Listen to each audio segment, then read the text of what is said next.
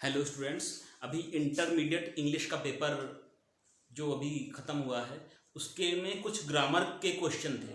उन ग्रामर के क्वेश्चन को हम पढ़ेंगे, उन समझेंगे। और इंटर की ग्रामर स्टूडेंट्स एक शुरुआत है कंपटीशन की का पहला जो स्टेप है उसके लिए। तो उस इन क्वेश्चंस के माध्यम से आप जानेंगे कि किस तरह से हम बेहतर तरीके से क्वेश्चन को और कर सकते हैं। तो बच्चों जो प्रश्न पहला आया था ग्रामर पोर्शन से इंग्लिश में, वो था आपको लिखना था करेक्ट ऑप्शन। तो अनड्यू आया था favour to place one's relative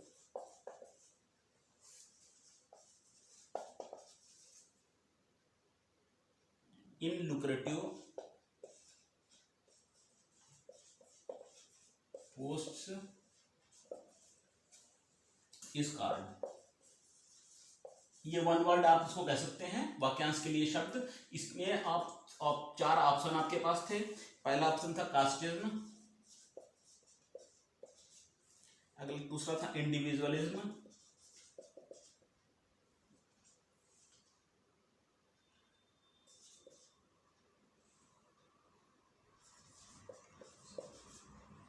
अगला है सेकुलरिज्म और दूसरा था नेपोटिज्म। वाक्यांश के लिए इसमें शब्द बताना है अनड्यू। अनड्यू फेवर, अनुचित। अनड्यू का मतलब हो जाएगा अनुचित, फेवर मतलब पक्ष लेना। टू प्लेस वंस रिलेटिव, अनुचित पक्ष लेना स्थानांतरण के लिए one's relative in lucrative post is called. अपने किसी रिश्तेदार को किसी अनुचित तरीके से उसका समर्थन करना ताकि वो किसी लुक्रेटिव मीन्स लाभदायक। देखिए आगे आपके एसएससी में या टीजीटी में इस तरह से वर्ड पूछे जाते हैं। तो लुक्रेटिव का मतलब हो जाएगा लाभदायक, आप इसको नोट कर सकते हैं। बेनिफिशियल हो जाएगा।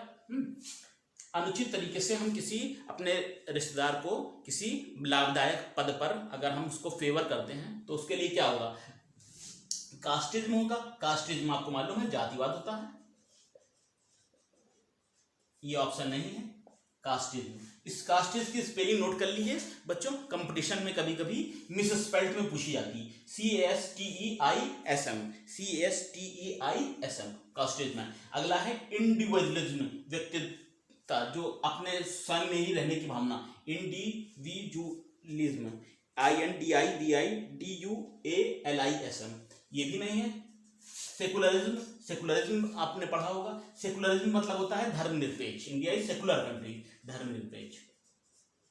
सेकुलरिज्म की भी हो सकता है, दे दें आप मिस स्पेल्ट में। निपोटिज्म भाई भतीजावाद बोलते हैं। भाई भतीजावाद मतलब अपने ही किसी फेवरेट को ऊंची पदों पर जाने के लिए, लाभदायक पदों पर जाने के लिए प्रमोट करना, सपोर्ट करना। तो इसका ये ऑप्शन होगा डी ऑप्शन आपका सही था। तो जिन बच्चों ने डी ऑप्शन लिखा था पेपर में इंटर की इंग्लिश के, वो ऑप्शन आपका सही है। अनुचित तरीके से अपने रिलेटिव को किसी लाभदायक पद पर बैठाने के लिए सपोर्ट करना। तो बच्चों ये चार है ऑप्शन थे, कास्टिज्म जातिवाद, इंडिविजुअलिज्म व्यक्ति स्वयं की ओर मुखरता, स्वयं की ओर ध्यान देना, सेकुलरिज्म धर्मनिरपेक्षता, निपोटिज्म भाई भतीजा। तो ये डी आपका ऑप्शन सही था। अगला आपका जो बी क्वेश्चन आया था ग्रामर पोर्शन में, the phrase on the when mean. The phrase, ये फ्रेज है एक, on the when, on the when, इसका आपको मतलब बताना था। अच्छा ये देखिए कौन कौन से ऑप्शन आपके पास थे। इसमें था इंक्रीजिंग और दूसरा था डेवलपिंग और अगला था डिक्रीजिंग, अगला है स्ट्राइकिंग। ऑन द वेन का क्या अर्थ होगा? ऑन द वेन का वेन मतलब होता है किसी चीज का प्रभाव कम होना या कोई चीज धीरे धीरे कम होती जाना, धुंधली होती जाना। तो इस इंक्रीजिंग मतलब होता है बढ़ना, ये ऑप्शन सही नहीं है इसका, बढ़ना नहीं। ऑन द वेन का मैंने बताया आपको कि प्रभाव कम होना, कम होना। ये स्टूडेंट्स जो वर्ड हैं ये आपको किसी एसएससी में या और अन्य परीक्षाओं में भी मिलेंगे, इसीलिए हम केवल ग्रामर पोर्शन बता रहे हैं। इंटर के बच्चों के लिए जो उन्होंने पेपर दिया है और आगे जो कंपटीशन की तैयारी करेंगे उसके लिए भी। तो पहला है ऑन द वेन का मतलब है कम होना, प्रभाव कम होना, क्षीण होना। और इसमें है डेवलपिंग नहीं होगा। डिक्रीजिंग, इसका सही जो ऑप्शन होगा वो ऑप्शन नंबर सी होगा। ऑन द वेन का मतलब हो जाएगा डिक्रीजिंग, मतलब किसी चीज का प्रभाव कम होना। चलिए आगे हम देखेंगे। अगला है एक सिनोनिम पूछा गया था परीक्षा में आपकी, देखिए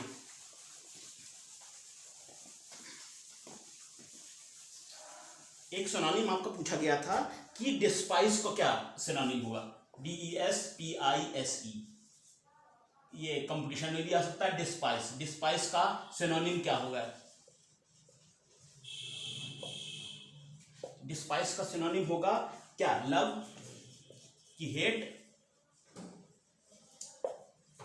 की रिस्पेक्ट या सेलेक्ट। तो देखिए जिन बच्चों ने डिस्पाइस का अर्थ लगाया था हेट है ऑप्शन आपका बी में, सेकंड में, तो वो बच्चे सही हैं, बाकी गलत है। ये हेट, डिस्पाइस का मतलब होता है हेट, किसी चीज से घृणा करना अथवा नफरत करना। अगला डिस्पाइस का मतलब, हाँ ये एक्चुअली में लव और हेट एक दूसरे के एंटोनिम है। डिस्पाइस का जो सिनोनिम है वो हेट है। अगला देखेंगे,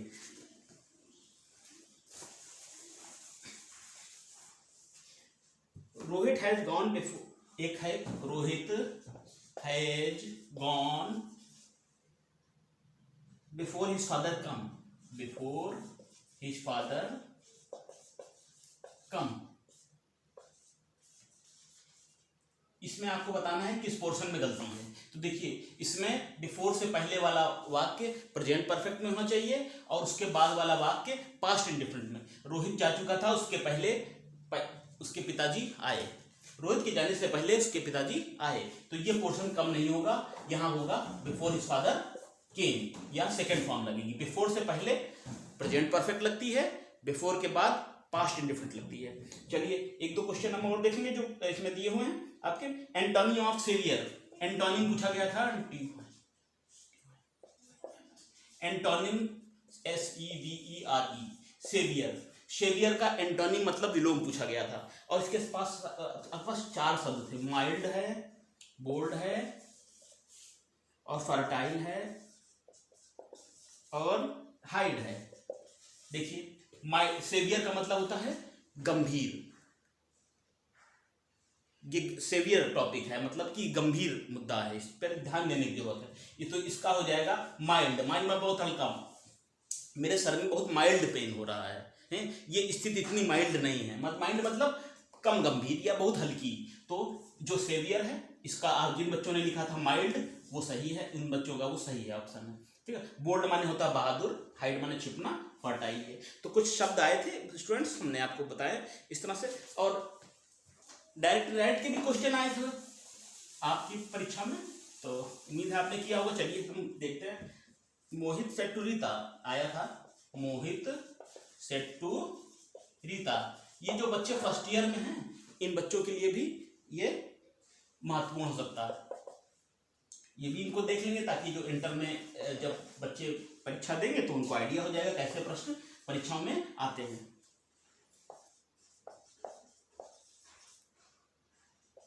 देखिए मोहित, इसका ये डायरेक्ट स्पीच है, इनडायरेक्ट बनाना है, आगे प्रश्नवाचक है, आप लिखेंगे मोहित, इसको लिखेंगे आस्क्ड रीता व्हाई। प्रश्नवाचक होने पर आप सेट टू को आस्क में बदलेंगे। ये वाई दिया है, प्रश्न है, आस्क लगाया आपने, वाई लिखा, नो कंजक्शन, WH हो तो नो कंजक्शन। सब्जेक्ट क्या है? यू, सेकंड पर्सन का है, यू किस में बदलेगा? रीता में, यानी कि आप लिखेंगे शी, हैड आ जाएगा क्योंकि ये पास्ट इंडेफिनिट में had, why she had stopped, STOP stop है, इसमें अगर ईडी लगेंगे तो पी को हम दो बार लिखेंगे, हो जाएगा स्टॉप्ड, हेयर का हो जाएगा देयर, ये सही ऑप्शन है। अगला देखेंगे हम कि the teacher said to the children, जिन बच्चों ने ये लिखा था उनके ऑप्शन सही हैं। अगला है the teacher said to the children the teacher said to the children, don't quarrel with your sisters, do not quarrel with your sisters.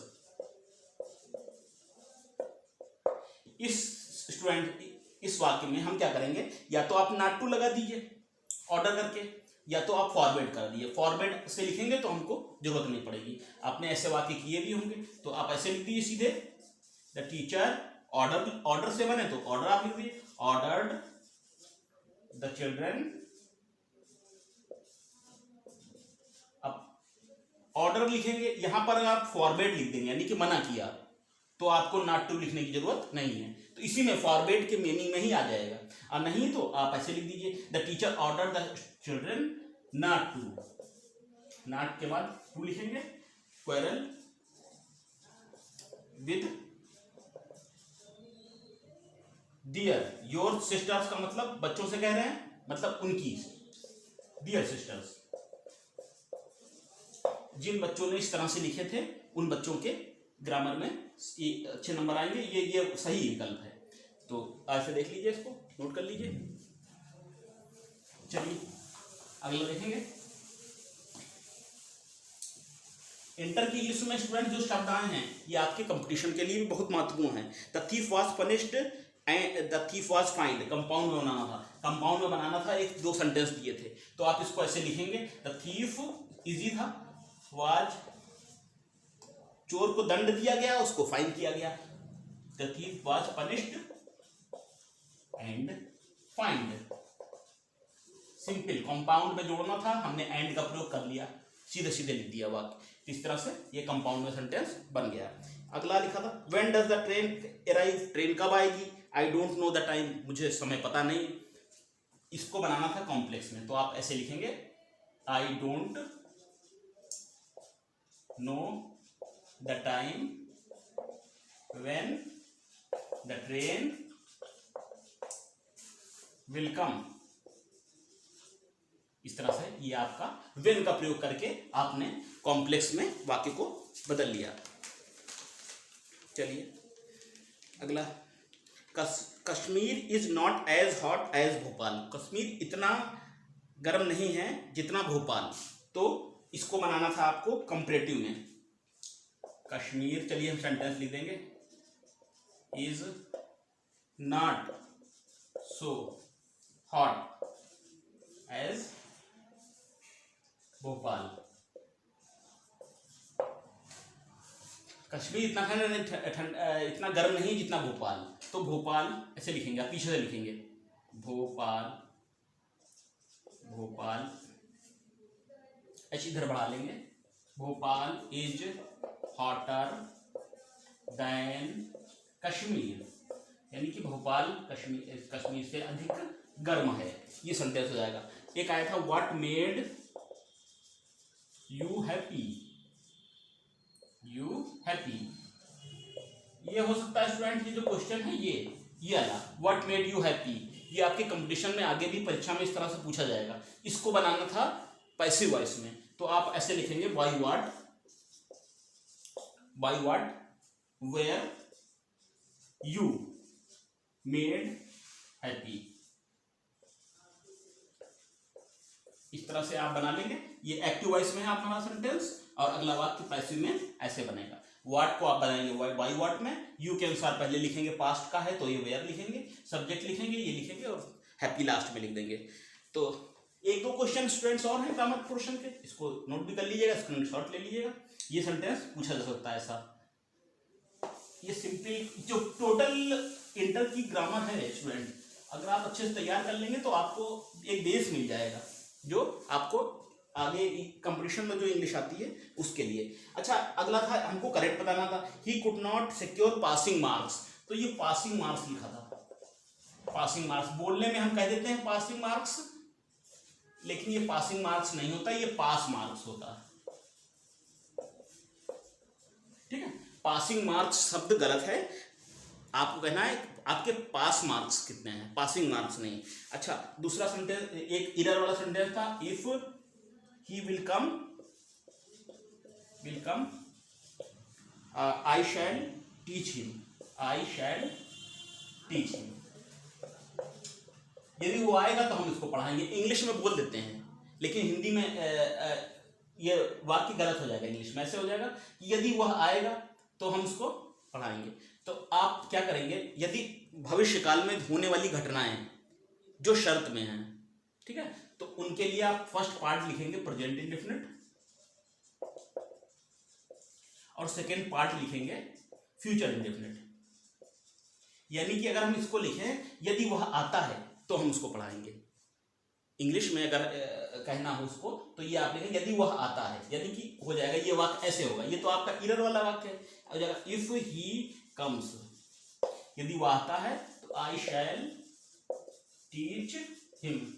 क्या मतलब, तो यदि वो आता है तो हम उसको पढ़ाएंगे। यदि तुम पढ़ते हो तो तुम पास हो जाओगे। तो इफ यू, यदि तुम पढ़ोगे, कहने में हिंदी लिखने में तो कह देंगे, लेकिन इंग्लिश में जब इसका सही ट्रांसलेशन होगा तो फर्स्ट पार्ट बनेगा प्रेजेंट इंडेफिनिट में, यानी कि इफ यू रीड, यदि तुम पढ़ते हो, ठीक है, यदि तुम पढ़ते हो तो you will pass, you will pass. Exams में भी ऐसे क्वेश्चन आ जाते हैं, यदि तुम पढ़ते हो तो तुम पास होगे। ये नहीं कहना है कि यदि तुम पढ़ोगे तो पास होगे। इंग्लिश में दो फ्यूचर की घटनाएं जो शर्त में दी हैं, जहां कंडीशन है, तो आप साथ में नहीं लिखेंगे। पहला वाक्य रहेगा प्रेजेंट में, दूसरा रहेगा फ्यूचर में। चलिए एक क्वेश्चन स्टूडेंट्स और है,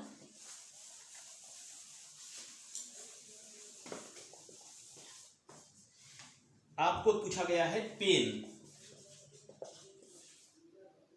पेन माने होता है दर्द, और हमने बताया था स्टूडेंट्स PAIN, पेन माने एस लगा देंगे तो इसका मतलब हो जाएगा कठिनाइयां, दर्द नहीं होगा तब। ये बता भी चुके हैं हम आपको। पेन में अगर आप एस लगा देंगे तो इसका मतलब हो जाएगा आपको क्या पेन्स है, मतलब आपकी क्या कठिनाइयां हैं, ठीक है। और पेन और एक शब्द दिया था पेन, PN, इसका मतलब होता है शीशा। जो इसमें खिड़की वगैरह में लगा रहता है उसको कहेंगे शीशा। एडाप्ट, एडाप्ट, एडाप्ट हो जाएगा एडेप्ट, ADEPT। एडेप्ट, एडाप्ट मतलब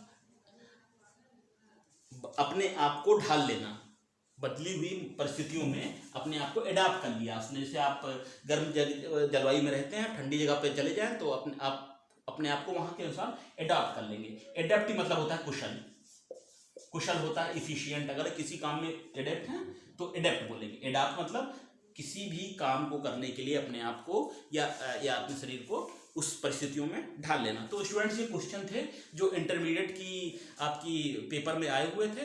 तो उम्मीद है कि आपने अधिक से अधिक इसमें ऐसे ही क्वेश्चन किए होंगे, और जो फर्स्ट ईयर के बच्चे हैं उनको शेयर करिए वीडियो, अधिक से अधिक बच्चों को ये शेयर करिए, ताकि ये जो जनरल चीज़ें हैं इंग्लिश की वो बच्चों तक पहुँचे, और हमको भी प्रोत्साहन मिले कि हम अच्छे अच्छे वीडियो बनाए। इस तरह से इंटर का पेपर हुआ तो हमने सोचा कि अब बच्चों के लिए कुछ हम वीडियो डालें इस तरह से। चलिए बच्चों, हमारे वीडियो को लाइक करिए और अधिक से अधिक सब्सक्राइब करिए, और पढ़ने वाले जो इंटर के बच्चे हैं, हाई स्कूल के बच्चे हैं, सबको शेयर करिए। Okay, thank you.